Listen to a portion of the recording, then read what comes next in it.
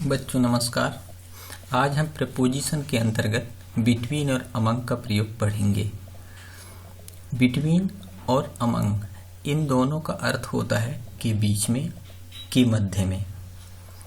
ये चाहे वस्तु हो, व्यक्ति हो, समूह हो, स्थान हो, जो भी हो, लेकिन दो के मध्य में। बिटवीन दो व्यक्ति, वस्तु, समूह, जगह के लिए प्रयोग किया जाता है। हम देखते हैं एक एग्जाम्पल। लिखा है mango was divided between Ram and Shyam. बच्चे ध्यान दें, mango was divided between Ram and Shyam. आम को राम और श्याम के बीच में बांटा गया। यहाँ राम और श्याम दो लोग हैं, इनके बीच में आम बांटा गया है, इसलिए हम बिटवीन का उपयोग करेंगे। आम को राम और श्याम के बीच में बांटा गया।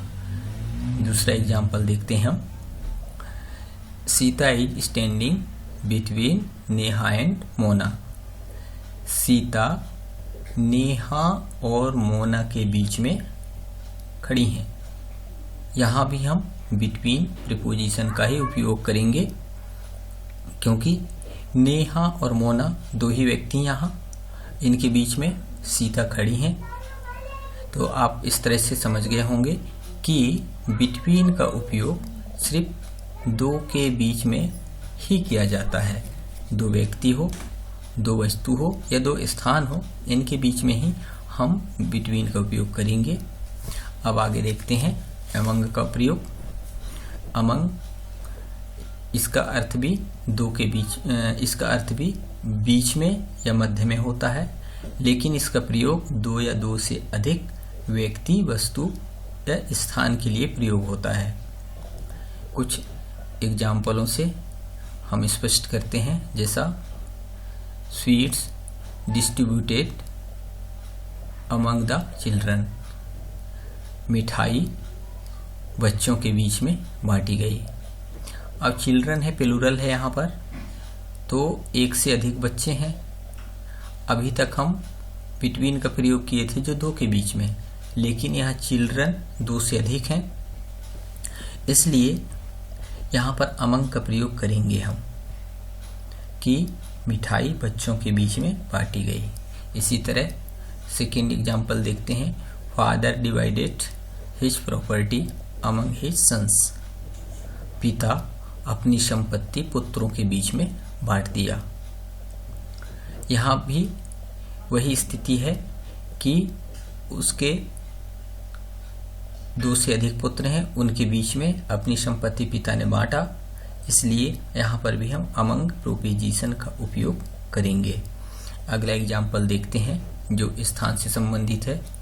Almora is situated among the mountains. Almora एक शहर या बस्ती का नाम है जो माउंटेन्स यानी पर्वतों के बीच में स्थित है। सिचुएटेड यानी स्थित होना,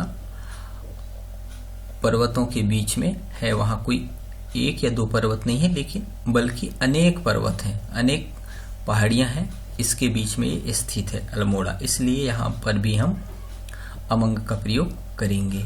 इसी तरह अगले एग्जाम्पल देखते हैं। Sita is sitting among the students. Sita छात्रों के बीच बैठी हैं। इसके पहले हम देखे थे Sita is standing between Neha and Mona. Sita Neha और मोना के बीच में खड़ी थी, लेकिन ये एग्जाम्पल स्पष्ट करता है कि सीता छात्रों के बीच में बैठी हैं, यानी अधिक छात्र हैं वहाँ पर, उनके बीच में सीता बैठी हुई है, इसलिए यहाँ भी हम अमंग का प्रयोग करेंगे। बच्चों ये वीडियो बड़े ध्यान से देखें। आप भले ही middle, high school, higher secondary या कॉलेज के स्टूडेंट हों, या आप कॉम्पिटिशनों की तैयारी कर रहे हों, ये प्रीपोजिशन आपके लिए बहुत उपयोगी है।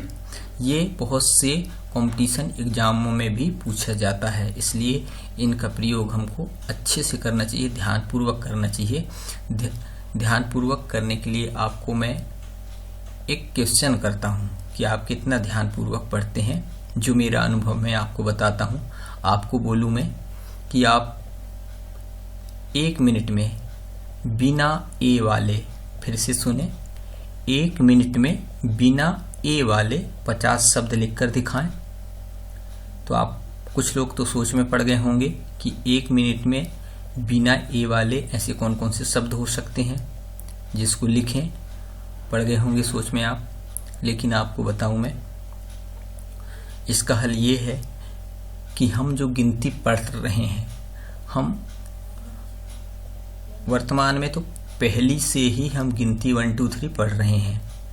पुराने समय में, आज से कम 20 साल पहले, 6वीं से कह दें हम कि अंग्रेजी पढ़ाई जाती थी हमारे यहाँ, लेकिन अब तो पहली से पढ़ रहे हैं। तब से हम 1 2 3 ये गिनतियाँ पढ़ रहे हैं।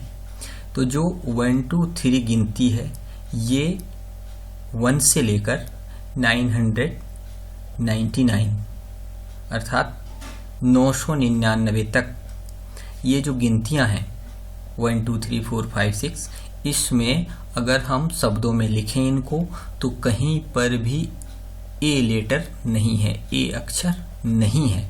आप ध्यान से देखेंगे कोई भी पुस्तकों में या अपने पहाड़ों में देखेंगे जहाँ पर ये 1 2 3 का शब्दों में भी लिखा हुआ है, इंग्लिश वर्णों में, तो इसमें कहीं भी ए का प्रयोग नहीं है। 1 से लेकर के 999 तक ये मैं ध्यानपूर्वक पढ़ा हूँ, ये मेरा एक्सपीरियंस है, अनुभव है, मुझे इसको किसी ने नहीं बताया है। तो इस तरह से पढ़ाई हमारी होनी चाहिए। तुलनात्मक पढ़ें हम, जिस वर्ड्स को पढ़ें उसके अच्छे से सभी लेटरों को देखें, अक्षरों को देखें, फिर मनन करें, लिख कर देखें और फिर लिखे हुए को मिलाकर देखें कि सही लिखे हैं कि नहीं। इसी तरह हम कुछ अंग्रेजी वर्डों का प्रयोग भी अपने दैनिक बोलचाल में करना चाहिए, अपने साथियों से, अपने घर में छोटे बड़ों से, अपने पेरेंट्सों से छोटे छोटे अंग्रेजी वर्डों का उपयोग करना चाहिए। सुनने में बहुत ज़्यादा याद होता है। आपको एक सुनने का एग्जाम्पल दूं कि आप सभी ने जनगण मन जो राष्ट्रगान है अपना, इसको पुस्तक से देखकर तो याद नहीं किए होंगे आप। मेरा 95% दावा है कि आप लोगों ने पढ़कर याद नहीं किया होगा। ये जनगण मन राष्ट्रगान जो है, इसको आप सुनकर ही याद किए होंगे। सुनने में ही हमको ये 1 दिन 2 दिन या डेली रूटीन में सुनने से ही ये हमको याद हुआ है। इसलिए मैं आपसे कह रहा हूँ कि हमको अंग्रेजी वर्डों का उपयोग करना चाहिए।